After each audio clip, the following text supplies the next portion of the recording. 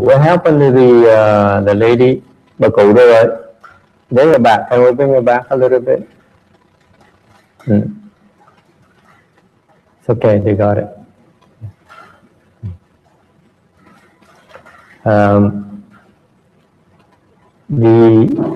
The chant we're teaching you is very practical. Cái thiền mà chúng ta đang tu ở đây đó, nó rất là thực tiễn. It's for two reasons. Có hai cái lý do, and that you want to learn chant, that we teach you chant. Là chúng tôi dạy thiền quý vị. Có hai cái lý do. Number one is to make you healthier. Thứ nhất là để quý vị khỏe mạnh hơn. Okay. And number two is to help your mind healthier, become healthier. See, this is one of our stars in our class. Đây là một cái ngữ minh tinh trong lớp thiền chúng tôi. Introduce to you this young lady here, bà cụ này. You notice she walks, when she first came to our temple in January, she had to walk with a cane. Lúc mà tháng Giêng phải không cụ? Tháng Giêng mà cụ tới đây thì bà cụ đi bộ thì phải chống cái gậy. It's because she's afraid that she would fall if she's not careful. Chống gậy là tại vì phải chống, tại sợ là mà không cẩn thận thì té, sẽ bị té. So she has pain in her right legs. I don't know what the English word for it, but cô nói là bị thần kinh tọa, meaning that the nerves seems to be degenerating, and she has a hard time moving her right legs, and the doctors basically said it's incurable. Bác sĩ nói là thần kinh tọa, thì bác sĩ nói là tới cái tuổi này thì chịu không được nữa. Okay, and so she came to learn meditation, thì luyện thiền, and with really no expectation, cũng không có hy vọng được gì hết. Because the doctor says it's incurable. What do you expect? Bác sĩ đã nói không chữa được thì làm gì bây giờ? And so she joined our. She happened to. She came to temple for about 3 months, and then 3-4 months, and then we started our chant meditation intensive training. Thì bắt đầu có cái thiền thất, and so she sat there for. She participated for. It's about 3 weeks. Cái thiền thất là 3 tuần, and she participated for 2 weeks. And she was able to walk without the cane. Sau 2 tuần thì thì có thể đi bộ mà không có cần gậy nữa. So just to demonstrate, can we ask her to stand up để mà cụ biểu diễn cho quý vị thấy? Now she can do some kung fu. She will demonstrate some kung fu moves for your pleasure.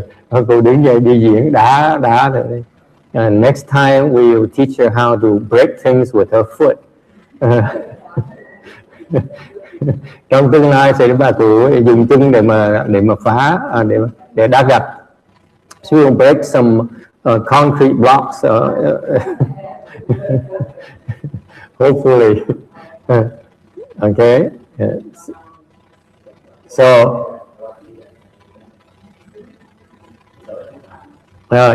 Đi lên trước này gần đây cho mọi người thấy. So I asked her to move up here and demonstrate right here so that people can see. Rồi bây giờ mới bà cụ. See. Wait. Làm thử lại đấy, thử lại. Look at that. Hey, you know, the funny thing is she seems to pick higher and higher every week. Thế là càng ngày đá càng cao lên. Before, she had some nerve problems with her foot, and what she did is For your information, for 3 weeks, what did she do? 3 tuần mà cụ làm cái gì? She sat and meditated all day, ngồi thiền cả ngày.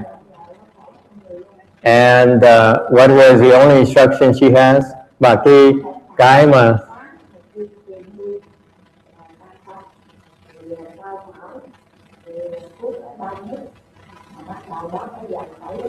and every day, I translate for you. Every day, she take 1 pill of pain, 1 pill of high blood pressure, 1 in the morning, 1 in the afternoon, high blood pressure, and 1 more. Cái viên thứ ba là gì? Hả? A cholesterol, high cholesterol. And now she stops taking them totally. Isn't it cool? Look at that. And then one more thing, còn chuyện khác nữa, one more thing, bà cụ biểu diễn là lại mà không có tiếng đứng lên, là con làm được không? Con làm được lại ngồi xổm xuống đứng lên mà không cần chống tay được không? I asked her if she could now squat down and then stand up on her own without even using her hands to support herself. Look at that. You see? Without any support. Look at that. Wow. Okay. And now she's bowing. She can bow 108 times a day. Look at that. That's leg strength for you. Như thế chân khỏe dễ sợ. Okay. Rồi cảm ơn bà cụ. Very good. Very nice. That's why I looked at her and said, "Wow, this is there's hope for me in China as well." Yeah. And what did she do for 3 weeks? 3 tuần ngồi làm cái gì? For 3 weeks, she meditated. 3 tuần ngồi thiền. We got up in the morning at 3, and then we start at 3 in the morning, and we don't stop until midnight. 3 giờ sáng cho tới 12 giờ đêm. Okay. And what was the instruction? Ngồi ngày làm cái gì? You know what she did all day? Ngồi chịu đau. She endured the leg pains for the whole day. Ngồi nhận cái đau thôi. This is contrary to what you were taught, what you believe. Cái đó nó đi ngược lại cái sự hiểu biết của quý vị. We teach you, we make you sit for an hour, and you are you're learning how to endure the leg pains and the body discomfort for an hour. Chúng ta ngồi đây là 1 tiếng đồng hồ để mà nhận cái đau, nhận cái khó chịu trong người. If you do that, wonderful things happen to you, and she's the living proof of that. Cái gì biết không? Cái gì mình chịu làm như vậy đó thì nó đủ với chuyện nó tốt ra xảy ra. Quý vị, you become healthier.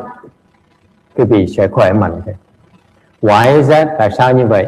Because the pain, when you endure the pain, mỗi khi mà quý vị nhận cái đau đó, okay, what it does is it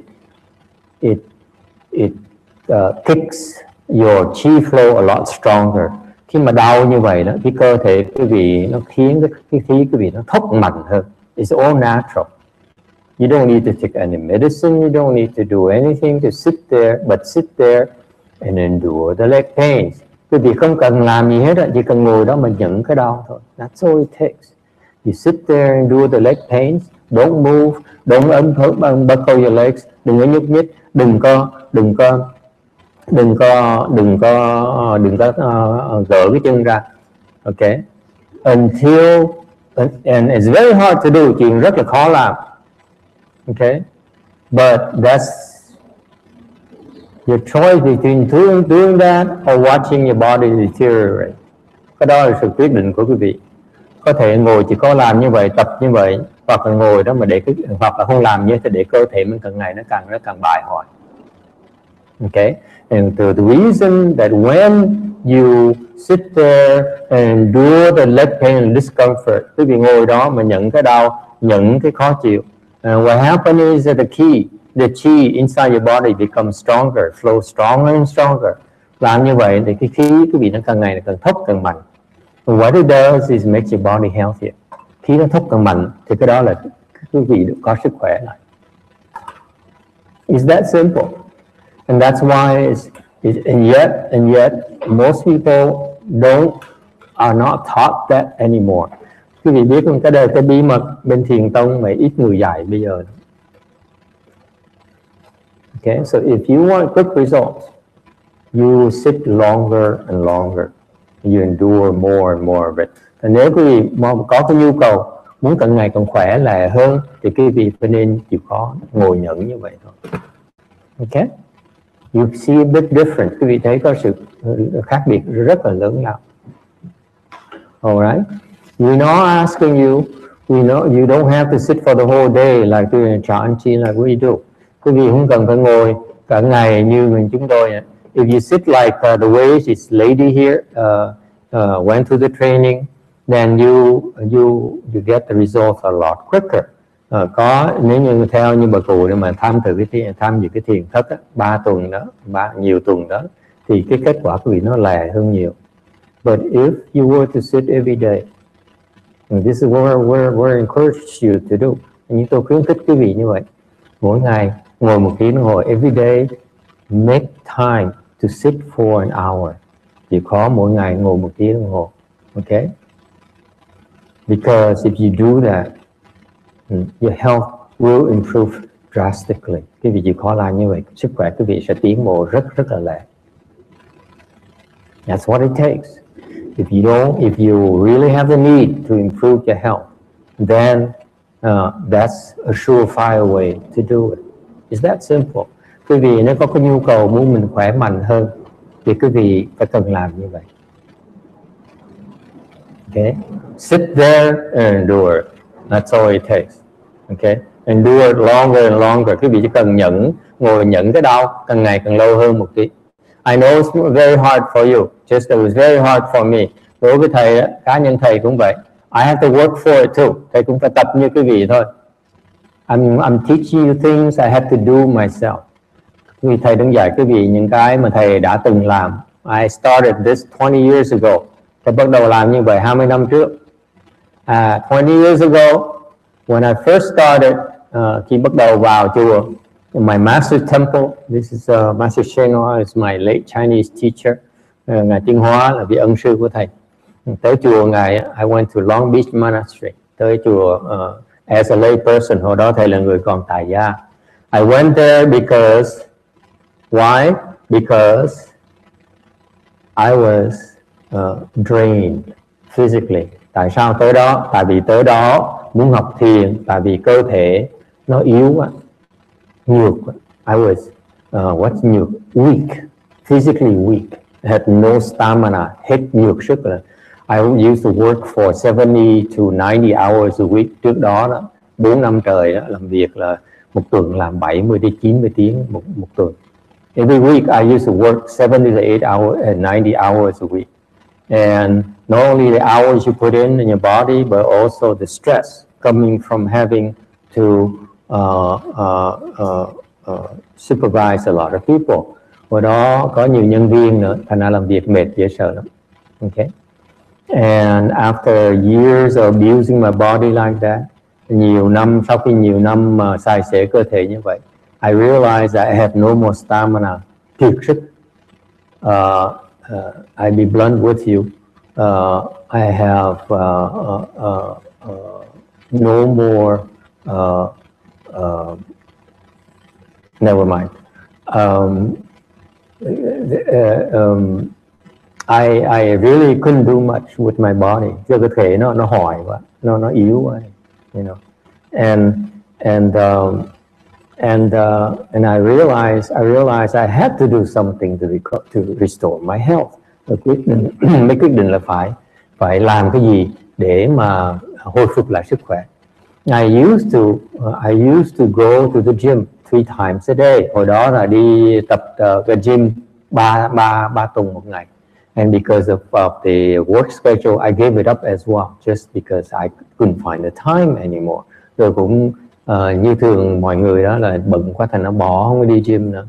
And then I realized that I had to either go back to the gym hoặc là phải đi tập thể thao lại, or go learn some kind of martial arts, yoga and something, tai chi, so, hoặc là tập một cái là võ nào đó, okay, or meditate, hoặc là thiền, okay. Now the gym was not interesting because I knew the gym would be too slow. Tại cái đi gym thầy không thích là tại vì nó hơi chậm một tí. Gym is very slow. Okay. Number two, go learn martial arts. Thì học thứ nhì là học đi tập võ. Okay. I knew that you go to learn martial arts will help you restore your strength very quickly. Bởi vì tập võ sức khỏe nó lên rất là lẹ. Okay. But then my friend is a very advanced martial artist. Bạn của thầy là một cái vị võ sư rất là giỏi, trình độ rất là cao. He's a one of the grand master level. Ông này là gọi là đại trưởng môn, đại cao thủ đó. Okay, in the Vietnamese community. And because I were close to him, I said, I don't want to, you have 20 years ahead of me, so I want to catch up with you. And if it takes me 20 years to catch up with you, then it doesn't interest me. I got to find something quicker. Thầy nói ông này luyện võ là 17 năm trời. Và bây giờ theo đường ông là mình vẫn thua ông 17 năm trời. Thành mình kiếm đường khác mà nó lẹ hơn. So I chose meditation. Để chọn thiền to restore my health. Because me, unlike you, I had no choice. Either that or stop functioning as a man. Okay? You know what I mean? Okay? Thành ra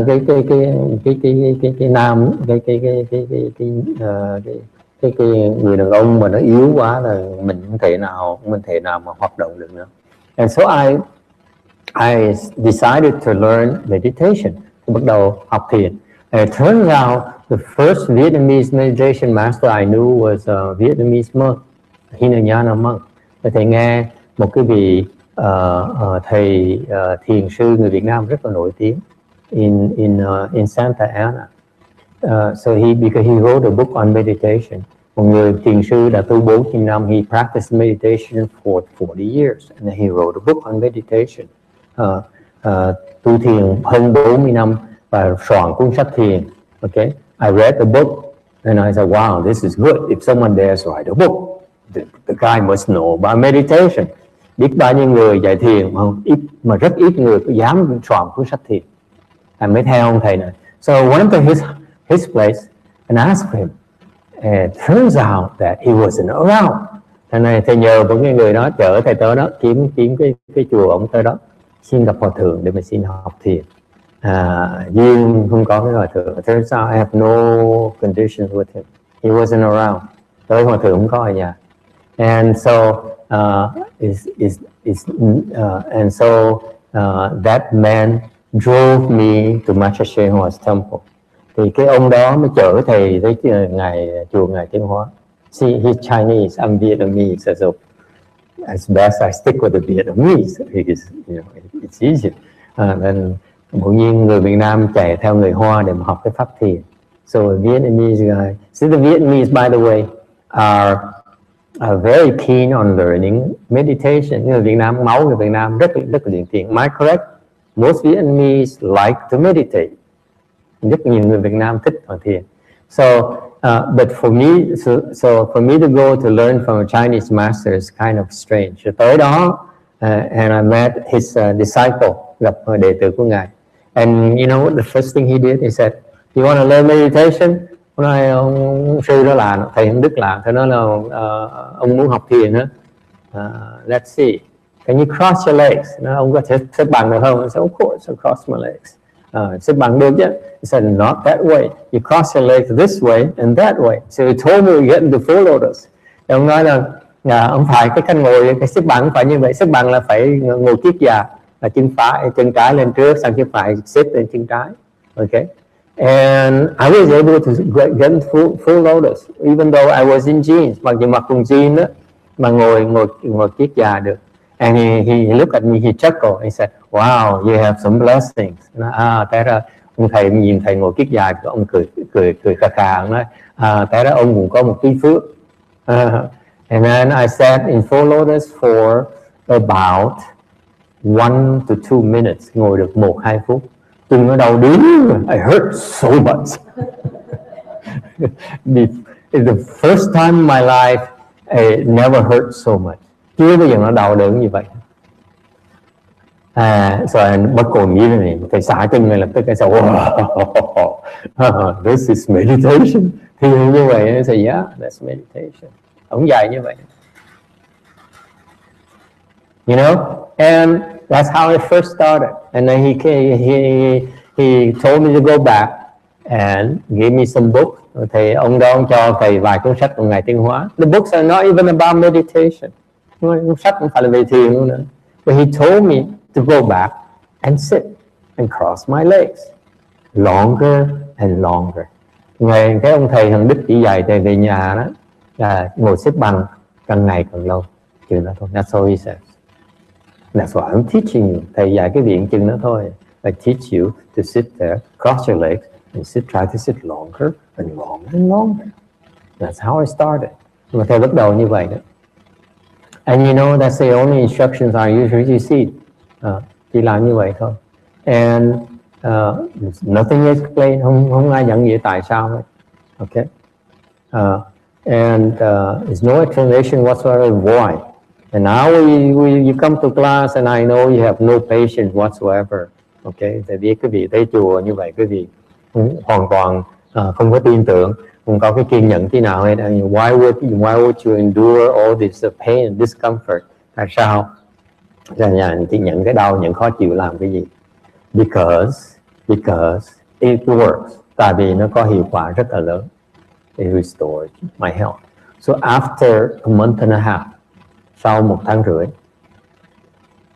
No, actually after 3 months, I'm sorry. Thì bắt đầu, when I first started, it hurt too much. Đầu nó đau dễ sợ lắm.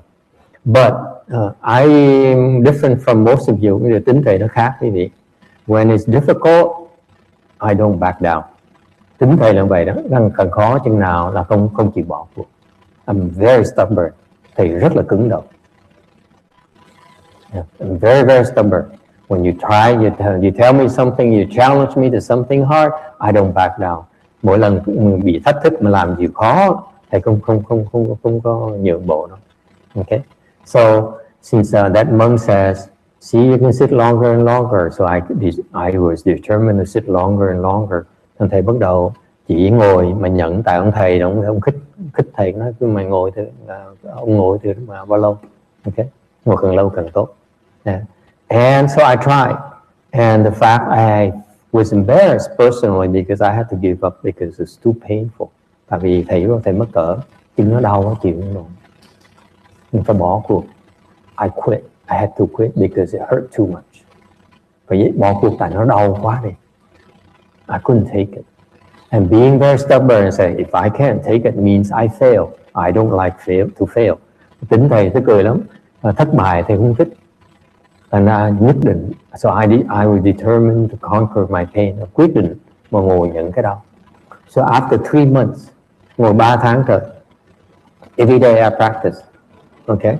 3 tháng trời. 3 months later, I could break through. I could sit for an hour and a half without any pain. Hồi đó nó 3 tháng sau thầy bắt đầu thì có thể ngồi 1 tiếng rưỡi đồng hồ mà không có đau. And that's when I realized my health was completely restored. Lúc đó mới biết rằng, khám phá rằng sau 3 tháng trời mình luyện thiền thôi, sức khỏe mình hoàn toàn hồi phục lại. Nói that my health improved drastically. Và sau 3 tháng trời tu khổ như vậy đó, thì sức khỏe nó tăng trưởng, nó khỏe hơn trước nhiều. And I was able to do things like, có thể, for example, I was able to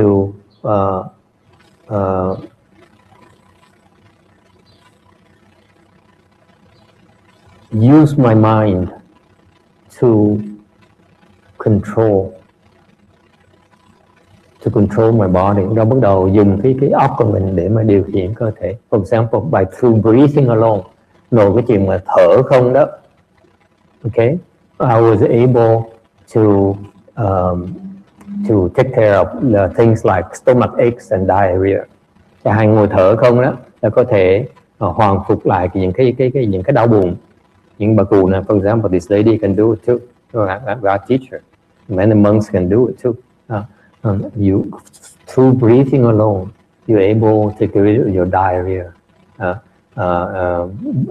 Chẳng hạn như là bị đi kiết, thì mình thở không nó hết này, nó sẽ hết. It takes minutes to remove it, to get rid of it. It takes minutes to, if not seconds, to get rid of your stomach upsets. Mỗi lần mình bao tử mà nó bị đau bao tử, bị gì đó khó tiêu, mình thở một cái nó hết ngay lập tức. So you able, that's real skills right there, because you can use your chi to fix a lot of your problem. Dùng cái khí, biết thở rồi nó sẽ hồi phục lại sức khỏe của bạn. Okay, and that's why this crossing your legs and sitting endure your leg pains will do wonders for your health. Thầy nói cho quý vị biết đó. For the last 9 years, that's what has been the case. Thầy đã dạy thiền 9 năm trời rồi, đã biết bao nhiêu người đã được có cái sự thành công đó. Not just this lady, but many people also have got a lot out of this meditation technique. Thành cái phương pháp luyện thiền nó rất là hữu hiệu. Cái việc chịu khó tu đó, mình khó luyện như vậy nó rất là tốt. It's extremely beneficial to you. Okay, it's very difficult to be able there to endure the leg pains. Ngồi đó mà nhận cái chân đau nó rất là khó. But that's why you should train yourself to endure it incrementally. Thành cái gì mỗi lần ngồi chỉ có nhận thêm một tí. Don't trust your mind. Đừng có tự tin tưởng đấy. One of the first thing I did, I bought a cheap Timex. Mua một cái countdown timer with Timex. Okay, and I would time myself. I don't allow myself to unbuckle until I sit for 2 minutes longer. Thì bắt đầu thầy như vậy đó, thầy mua cái đồng hồ, rồi xong rồi bấm cho nó, khi nó chạy đủ thêm 2 phút mỗi lần, thầy mới duỗi chân ra, cứ ngồi nhận. That's all it takes. Your mind can take 2 more minutes every single time. That's why I discovered. Quý vị chỉ còn nhận thêm 2 phút một lần. It's very doable. And if you do that, you don't need to break through the pain barrier. Quý vị làm như vậy thì không cần mà vượt cái bức tượng đau đầu tiên. And yet you're able to restore your health. Như vậy đó, nó sẽ hồi phục quý vị sức khỏe đó rất là lẹ. Okay? Any questions or comments? Ai có ý kiến thắc mắc gì không? You have to trust me. Yeah, phải tin thầy vậy đó. If you really need to improve your health, nếu quý vị muốn sức khỏe nó dồi dào hơn, you have to train. Quý vị phải tập. Either go to the gym, hoặc là tới the gym, go learn some yoga, hoặc là tập yoga, tai chi, whatever, or learn chant, hoặc là thiền. And it turns out chant, okay, is the fastest. Thiền nó lẹ nhất. Why is that? Because I know of some people in the past who studied tai chi, học trò của thầy, đệ tử của thầy, my disciples, my students came from tai chi, from qigong, from yoga. Học trò thầy đó trước đã luyện tai chi, đã luyện khí công, đã luyện yoga. And when they came and learned chant, khi mà họ luyện thiền, they found out they progress a lot quicker, they can go a lot further. Nhưng mà khi họ nhảy qua luyện thiền, họ khám phá, họ có thể tiến bộ nhiều hơn và lẹ hơn. Okay, so it's a lot more than meets the eye. Thì ra cái phương pháp nó nhiều hơn cái gì tưởng tượng. Okay, for example, most meditation classes, they you sit there maybe for half an hour, 40 minutes. Nhiều cái lớp đa số những lớp thiền á và dạy cái vị ngồi cũng nửa tiếng, 20 phút, nửa tiếng, 40 phút là nhiều. Okay, They don't realize the hour, the 1 hour is the secret. Họ không biết rằng là 1 tiếng là cái mà rất là quan trọng. Okay. If you want to progress very quickly, shoot for an hour. Cái gì muốn tiến bộ cho là phải ngồi 1 tiếng. Train yourself to sit for an hour. That's when there is a secret behind it. Có một cái lý do ở sau nó, ngồi 1 tiếng. Okay. And after that, you know, the people like us who sit longer and longer and longer. Người chúng tôi chuyên viên thì chuyên môn ngồi càng ngày càng lâu.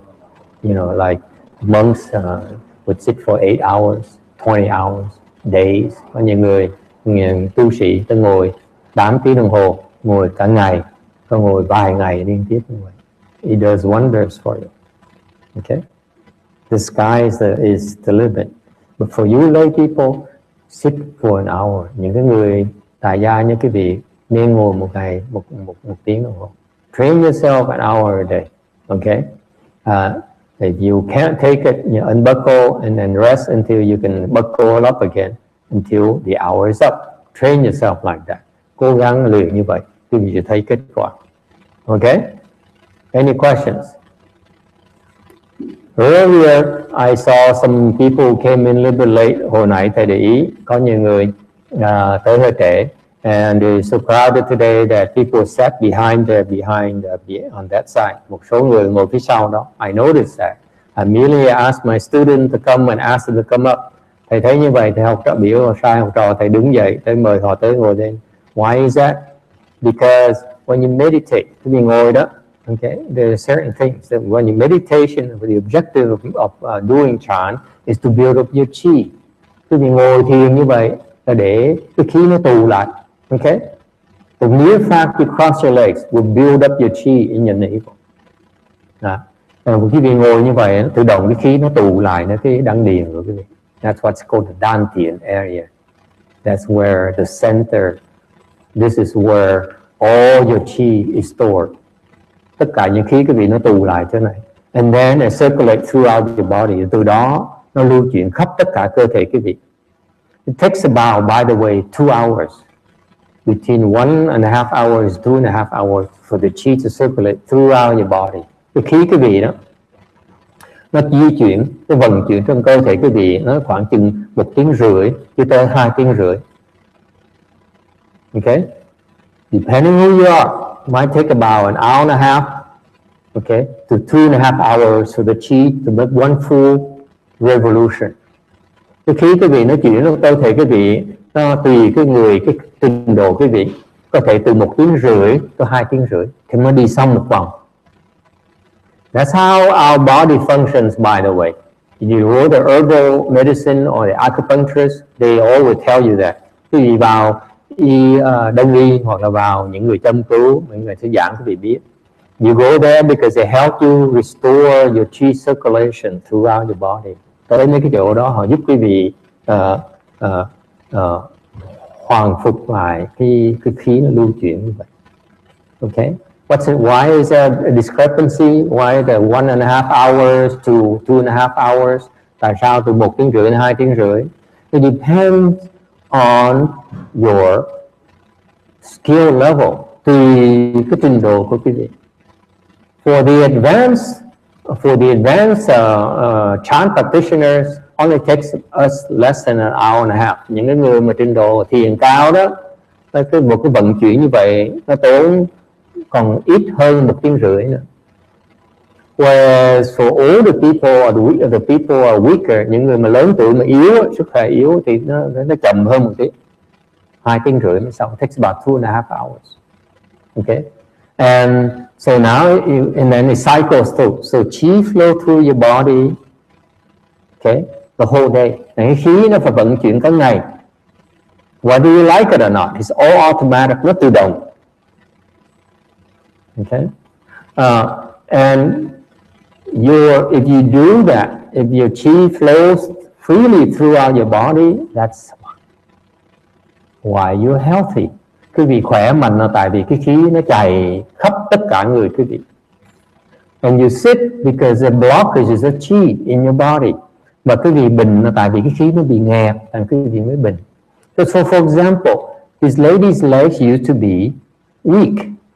Okay, cái chân bà cụ lúc trước yếu, because the chi is not flowing through your right leg properly. Tại vì cái chân phải, cái vị khí của bà cụ đó, chân phải nó bị nghẹt. Okay, thành vì vậy chân khí không có lưu thông đến cái chân phải, càng ngày cái chân nó càng yếu. What happened is her nerve, the doctor says the nerve is getting worse, and so the chi will flow, will rejuvenate those nerves. Mà cái khí đó nó thốc qua, thành nó cụ ngồi như vậy, thốc qua làm cái thần kinh nó hồi phục lại. It rejuvenates the nerves, by the way. Okay? Not only nervous system, but also your muscles as well. Và riêng cái trên hệ thống thần kinh không, mà hệ thống bắp thịt quý vị nó được hồi phục lại luôn. And that's why she recovered the use of her right legs. Her legs get stronger and stronger.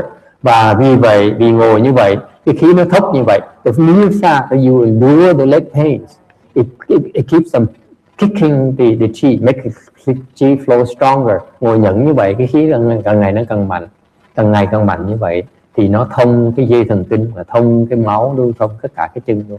So what happened is she restored the nerves to her right legs, and then increase the blood flow to her muscles. Okay, và nó làm cho máu lưu thông mạnh hơn về những bắp thịt. And you know, if the blood flows stronger through her right legs, nếu như cái máu nó chảy mạnh hơn ở với cái bắp thịt phía chân phải, and if the chi flows stronger throughout your the nerves of her right legs, và nếu cái khí nó thốc mạnh hơn qua cái hệ thống thần kinh chân phải. You think it's only in the right leg alone? Khi mình nghĩ chuyện đến cái chân phải nữa hả? It's throughout the entire body. Nên như vậy nó lưu chuyển tất cả cơ thể quý vị luôn. Meaning it flows much stronger throughout your entire body. Cái thiền nó tuyệt vời vậy đó. That's what's wonderful about Chan. Cái thiền tuyệt vời ở chỗ là quý vị nó thốc như cái chân mà nó mạnh như vậy, có nghĩa tất cả cơ thể quý vị nó được lưu thông như vậy luôn. Remember, the chi flows throughout your body. Okay? It's because you have blockage in your right leg. That's why it has a hard time breaking through. It cannot make it. That's why as you get older, your body dies. Okay? Thành bởi vì mình càng ngày càng lớn tuổi, cái cơ thể càng ngày nó càng chết. Okay? For example, when you get older, you discover you have arthritis. Có ai bị phong thấp không? Raise your hand. You don't have that problem, huh? I have that problem. Okay? And by practicing meditation, it keeps it at bay. Cái việc ngồi thiền như vậy đó, là cái phong thấp nó bớt và nó không. Yeah. She has arthritis. She says she doesn't even take any medication anymore. It's all the chi. Cái này thành bởi. That's why when these people sat back there, thành bởi mấy cái người mới tới trễ mà họ ngồi sau đó, ngồi cái sàn nhà như vậy. Okay, you sit on the bare floor like that. Okay, it's not very good. Ngồi đó không tốt. Why? Because it drains your chi. The earth is the biggest chi drain that there is. Cái mặt đất á, nó sẽ hút khí cái gì hết. That's why I asked the media to go up and sit on the carpet. Nên biểu họ ngồi trên cái thảm ngay lập tức. Because you need some insulation between you and the earth. Nên cái việc ngồi thiền á, phải để ý có một cái mình đừng có ngồi trên mặt đất không như vậy. Okay? Because if you sit there to build up your chi, cái việc ngồi đó để mà tụ cái khí lại. At the same time, then you let your chi drain through the earth. Rồi trong đồng thời quý vị để mặt đất nó hút cái khí quý vị. Then you're sitting for nothing. You really have no effect. This is why. You know, my master, he would go to the mountain and sit on a rock. Sư phụ của thầy á, là ngài vào núi á, ngài ngồi lên núi á, okay, ngồi trên tảng đá. These monks, they would go to the mountains, to the forest, and find a rock, find somewhere, and sit on the ground, on a piece of rock. Họ mấy cái vị này họ ngồi trên tảng đá, hoặc là ngồi trên mặt đất. But they are different than you. Họ khác cái vị chỗ đó đó. Okay. They set the chi from the earth. The earth cannot set the chi from them. Thì họ là hút cái khí từ mặt đất lên, không có chuyện mặt đất hút họ được. Okay, this is work like that. But for you, okay, you don't. Cái này mới bắt đầu. I think it takes a few more years before you can do that. Cái phải tập vài năm nữa mới có hy vọng có làm được như vậy. Okay, and that's why that's why you have to be careful. Phải be cẩn thận. Ngồi thiền nhớ ngồi không đừng có ngồi tránh ngồi mặt đất. Avoid sitting on the floor, sitting on the concrete. You know, have some insulation between you and the ground. And then ngồi trách mặt đất một tí thì nó tốt hơn. Okay? Yes. You shouldn't even lean against the bare wall either. Cũng không nên dựa vào tường. Tại sao? Because the wall there is so connected to the earth. Cái tường đó nó vẫn liền với cái mặt đất. Okay? Be careful. Okay? So put some insulation behind you, between you and the wall as well. Okay? Good point. Thank you for asking. Yes, sir. So practicing at home, what would be something that we can have hardwood floor and there's nothing, like what's a good thing for them? Hardwood floor is good. Carpet is good. Ở nhà như cái sàn gỗ. I sit on hardwood floor here. Okay? But there's an elevation. Hoặc là cái thảm rất là tốt. I used to sit on the carpeted floor. That's enough. Okay, that's good enough. Don't sit on hardwood floor because it's too tough on your buns. Ngồi trên cái gỗ nó cứng lắm, nó đau vậy sao nó. Okay. I started with sitting on the carpet. Bắt đầu ngồi bằng thảm. And then after a while, I had no pain anymore. Ngồi cái hết chân đau. And you know, by the way, don't laugh at me. I know if I tell you this, you might think a lot less of me. Thầy cho quý vị nói cái này, khi nói nhiều quá, quý vị càng ngày càng kính thưa ông thầy. The way I train, I learn Chan is that I endure the leg pains. That's how I did. Thầy học thiền bằng cách là thầy chỉ ngồi nhận cái đau thôi. That's the only thing I know. By the way, chỉ biết ngồi nhận cái đau, because no one ever taught me anything. Không ai dạy thầy cái gì hết. So I would sit there for about several hours and then it stopped hurting. Ngồi đó mấy tiếng hồ hết đau. And after a while, it doesn't hurt anymore. Ngồi đó cuối cùng không đau nữa. Okay? And I started panicking. Mình bắt đầu mình lo. Geez, that's the only thing I know. Ngồi thì mình không đau thì mình tí bây giờ mình. And I realized if I sit there and it doesn't hurt anymore, then I'm wasting my time. So what did I do? I switched from carpet to hardwood floor. Thầy bắt đầu chuyển từ ngồi thảm lên ngồi gỗ. And you know, it hurts a lot. Ngồi trên sàn gỗ không nó đau. Okay, and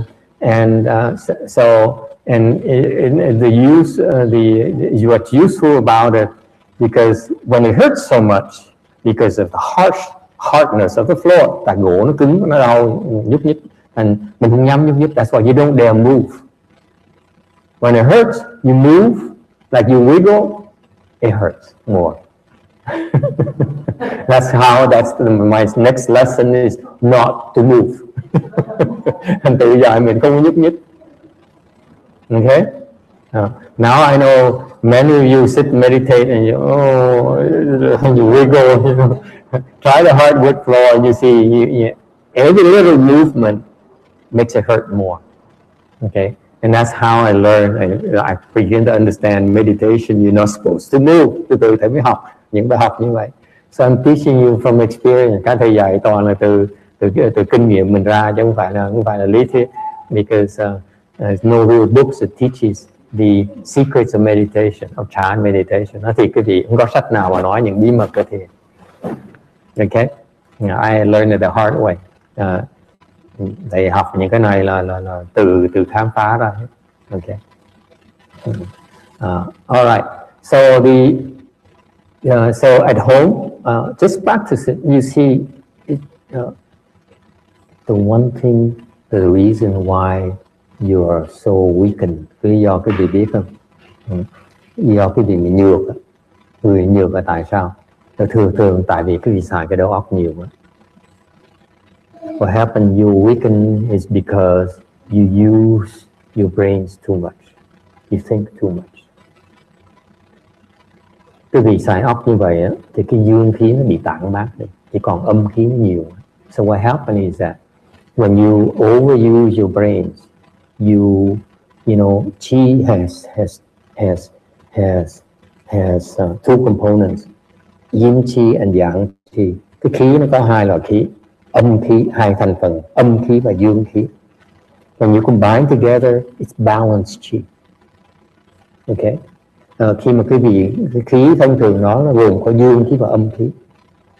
The chi inside your body is whole chi, meaning has both yang and yin.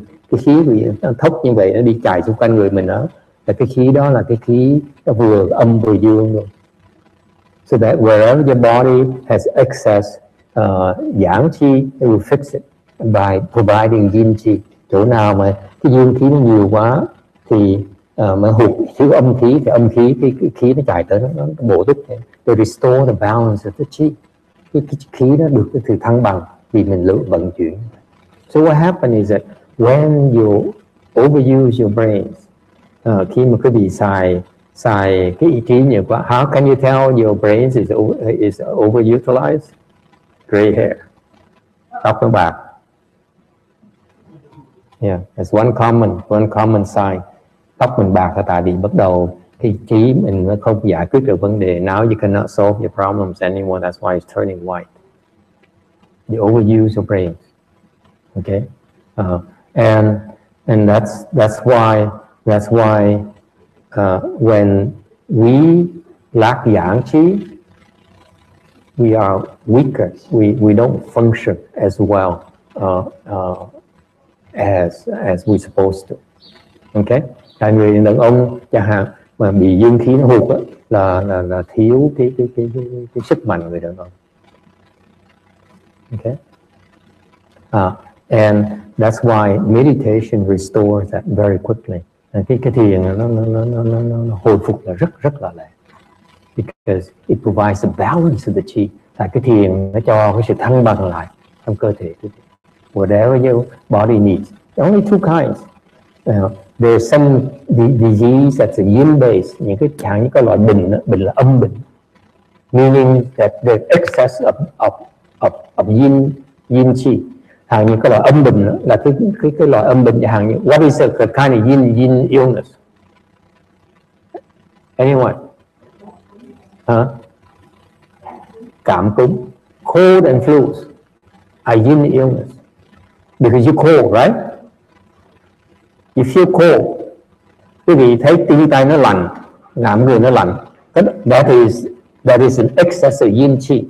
Có nghĩa là cái khí, âm khí nó nhiều, hàng khí nó nhiều quá. And so when you meditate, you generate the yang chi, and you go there and will restore the balance.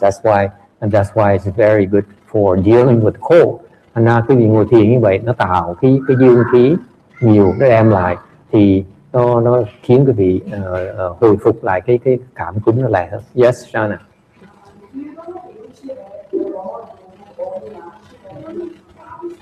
You become manly. You know, like nếu như dương khí nhiều quá thì sao? Thì thành cái nam tính nó nhiều hơn. Yang is man, is masculine. Yin is feminine. Okay? And dương là đàn ông, âm là đàn bà. So for example, the female are more yin dominant. Your balance for female body is more yin than yang. Cái thăng bằng người phụ nữ thì trong người nó nhiều âm hơn là dương. Whereas the balance of men is more yang than yin. Nhưng cái thăng bằng người đàn ông thì dương khí nó nhiều hơn là âm khí. Our makeup is different. Đàn ông đàn bà nó khác nhau. Yang Men need more yang chi, người đàn ông cần cái dương khí nhiều hơn, người đàn bà cần âm khí nhiều hơn. The female, the female, they need more yin chi than yang chi. Okay, so for example, if the female, the women have more yang chi, then những người phụ nữ mà có nhiều cái dương khí quá, now they walk like a man, họ bắt đầu đi giống người đàn ông vậy. Okay, người talk like man, nói gì người đàn ông vậy không, rồi giọng như biết được vậy. Okay, whereas men who have excess yin chi, người đàn ông đó mà nhiều âm khí quá đó, now they talk like girls, the voice is higher. Người đàn ông mà âm khí nhiều quá thì giọng nó cao hơn, and they walk like girls, they walk softly and and meditation restores the balance naturally. Cái thiền đó, tự động nó đem lại cái sự thăng bằng. Okay, does it help? Yes.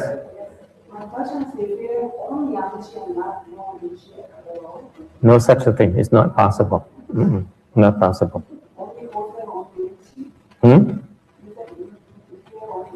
There's only yin and yang. There's no such thing as pure yang, pure yin. It's impossible. Even the ghost. Yeah. That's why they have the little yang chi in there. That's what enables us to help them escape. If there's a pure yin chi, they're doomed. They're condemned forever. Same thing, the gods, they are yang. Okay, this has nothing to do with religion, but this is a cosmos. This is how things are. We are balance of yin and yang. The ghost is even stronger yin. Cái gì có biết không? Người nhân loại thì nó vừa giữ âm mà dương. Ma quỷ thì nó là âm nó nhiều hơn. Their darkness, the blackness is from the excess yin chi. Cái đen tối là họ phải cái âm khí nó nhiều quá đấy. Whereas the gods, hoặc là bên thiên thần quả trời đó, thì dương khí thì nhiều hơn là âm khí. They are more yang. That's why they're always positive, always bright, and they're pleasant. Okay, but they're not totally yang. Same thing, the ghosts are not totally yin. Quỷ không thể nào 100% âm, quả trời không thể 100% dương. There's always a little bit yin and yang in there. There's always a balance. So the balance is that their makeup for being a person is that supposedly a balance between yin and yang. Người đàn ông, người đàn bà thì có cái sự âm dương, nó có một cái sự thăng bằng nào đó. Okay. Yes. So you're saying that like from a beginner to intermediate to like a master, it all depends on like how long you sit comfortably for like that what. How quickly you can replenish your chi. Okay. It comes, it's a skill. It's a skill. Cái trình độ khác nhau ở chỗ nào? Ở chỗ là quý vị làm sao làm đầy cái bình điền mình lại. Every time you meditate, you replenish your battery right here, around your đan điền. Cái cơ thể quý vị nó có một cái bình điện ngay từ đan điền đó. Every time you meditate, mỗi lần mình thiền là mình đang tù cái bình điện, sạc bình điện mình lại chỗ này. Okay, that's what meditation, and so it does. Cái căn bản của thiền là nó làm đầy cái bình điện này. It charges your battery around your navel. That's what your battery is. So if you charge it up, then the chi flows. Cái vì mà bình điện nó mạnh chừng nào thì khí điện nó chạy mạnh chừng đấy trong cơ thể cái vị. That's all that it takes. So the skill level has to do how quickly you charge it up. Okay, and how much you can pack into it. Nên cái trình độ khác nhau ở chỗ là cái vị làm sao mà làm nó đầy lẹ hơn, và mà cái vị bình điện nó bằng chừng nào, nó mạnh chừng nào. See, batteries has different capacities, right? Cold starts in the cold weather requires a more powerful battery. Same thing here. Okay, and bình điện, cái trình điện đó nó mạnh yếu nó khác nhau. Okay, any other questions? So there's a lot more. You should consider yourself very lucky because we take time to explain things to you. Quý vị biết không? Quý vị rất là may mắn. Có người giảng với quý vị nghe. No one ever explained anything to me. không ai giảng cái thầy hết. I have to sit there for 20 years. I sit there and observe all these things. Ngồi đó, ngồi thiền 20 năm, quan sát. That's how you understand. That's how I understood. That's how I learned about Chan. Tại vì là ngồi 20 năm trời thì thấy nó chạy ra, cái cơ thể nó chạy ra, mình hiểu. That's how mình mới bắt đầu hiểu. Okay. Okay, and now looking back, now I realize why the Chan tradition has always the way the Chinese taught it has always been this way. Sau mới thấy là cái thiền tông người Trung Hoa cách họ dạy rất là chính xác. Now I went back with books and read how they train and what the training is about, and I realized the Chinese Chan is the most advanced meditation training technique. Sau mới thấy rằng cái thiền tông người Hoa là thiền tông mà cao minh nhất mà mình có thể có được. That's what we practice. Much better than Chinese, much better than Japanese, Korean, Vietnamese, you name it. Hơn người Nhật, hơn thiền người Nhật, hơn thiền người Đại Hàn, hơn thiền hết tất cả. Why? Because the Japanese, the Korean, the Vietnamese learn from the Chinese. Tại những cái người Nhật, Đại Hàn, Việt Nam là phải qua tàu mà học, gốc từ tàu ra hết. Okay. I know that's not what the Koreans want to hear. Mấy người Đà Hàn muốn nghe những cái chuyện đó, but it's true regardless. Nó vẫn đúng như thường. Okay. Okay. And then it turns out you Chinese people don't realize that your heritage. Mình hay bây giờ người Hoa không biết cái kho tàng họ có. No one understands Chan anymore. Very few Chinese understand Chan. Rất người Tàu, ít người Tàu mà hiểu được thiền. Yes. What?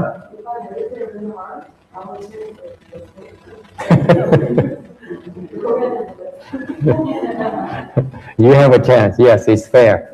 It turns out, by the way, you know, it's not words. It's not false claims. Không phải thầy nói khơi khơi gì đâu. Okay. I went back to after I practiced Chan for a while. I now began to have to teach people. Thầy thiền xong rồi, thầy phải nghiên cứu cách mà dạy người ta. I had to research how to teach Chan because all I knew is from myself. Okay, thầy chỉ biết mình thôi. So I had to research how other people teach Chan. Mình coi đọc sách nghiên cứu là những người khác dạy thiền ra sao.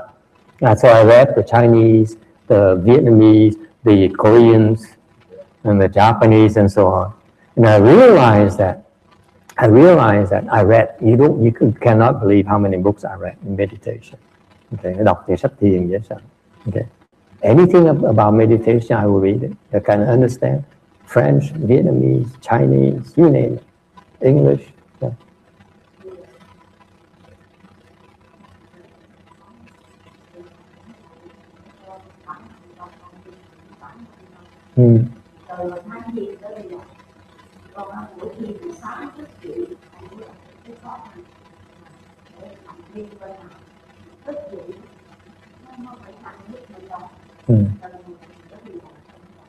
She says that she likes to share it with you. In the morning when she wakes up, if she's slept and lean on one side, that side would be hurting, would be aching and hurting.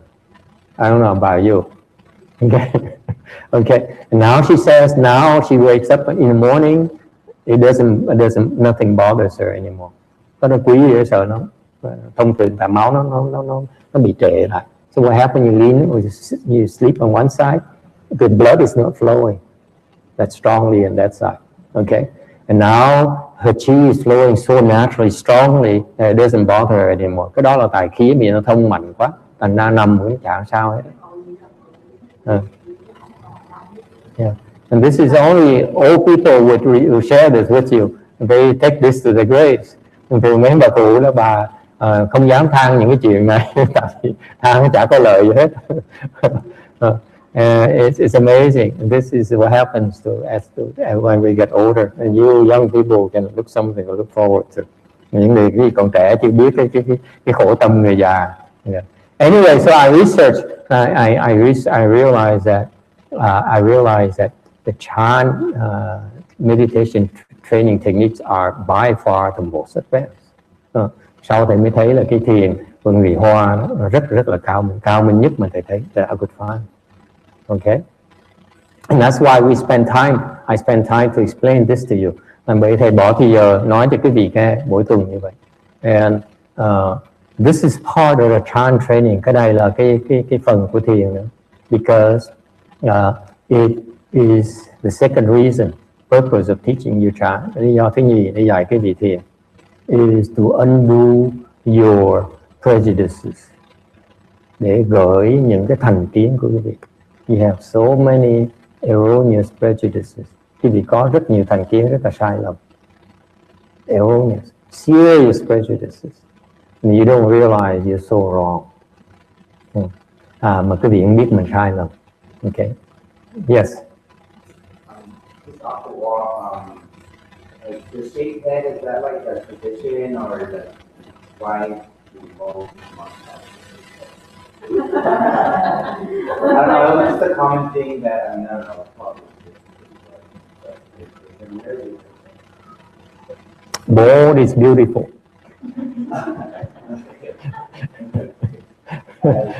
Just a tradition, so that we don't have to comb our hair, because hair is an attachment to your looks.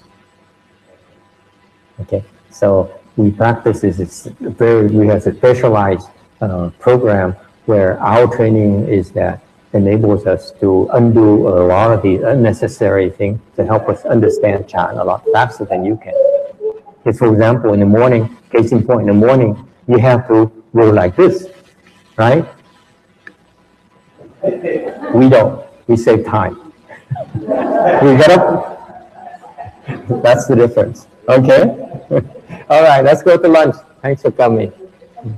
There's more, but that's